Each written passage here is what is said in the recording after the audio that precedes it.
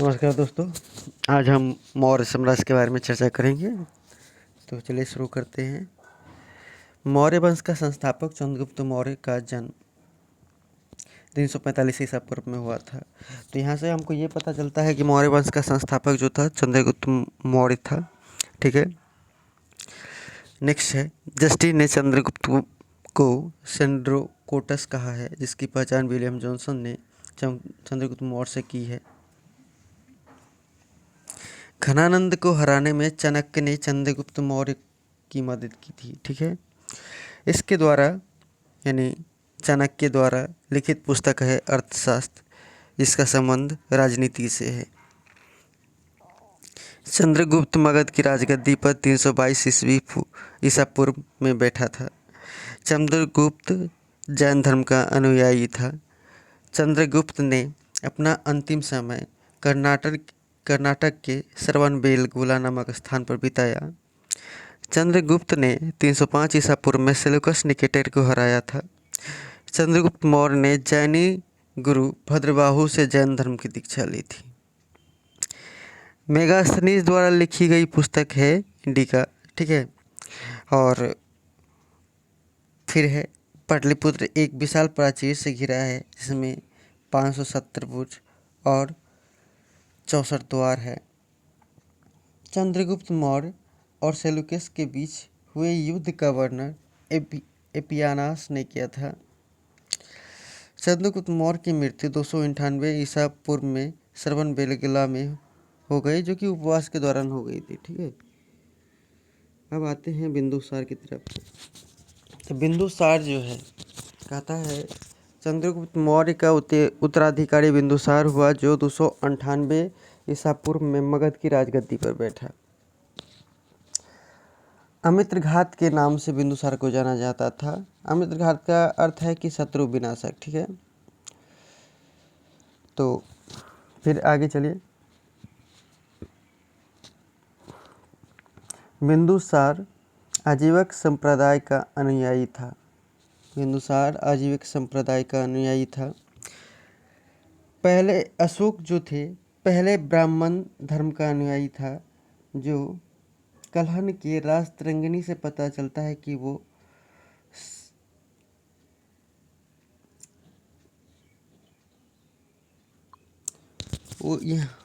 मैंने कलहन की राजतरंगिणी से पता चलता है कि वो यहाँ शहर लिखा हुआ है। दरअसल ये टाइपिंग में मिस्टेक हुआ है, तो ये शहर नहीं होगी, शैव होगा। ठीक है, ये शैव धर्म का उपासक था।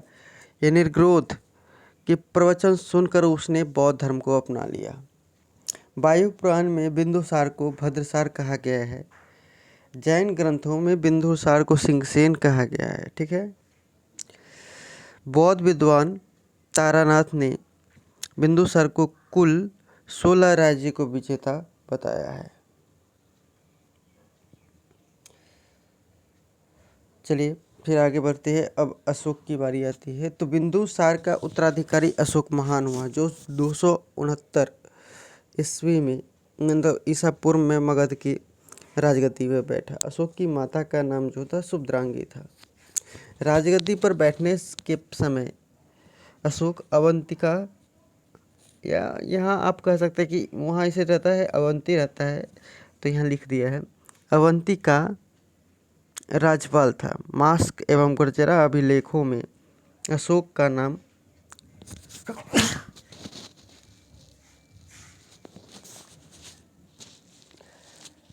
अशोक मिलता है। ठीक है,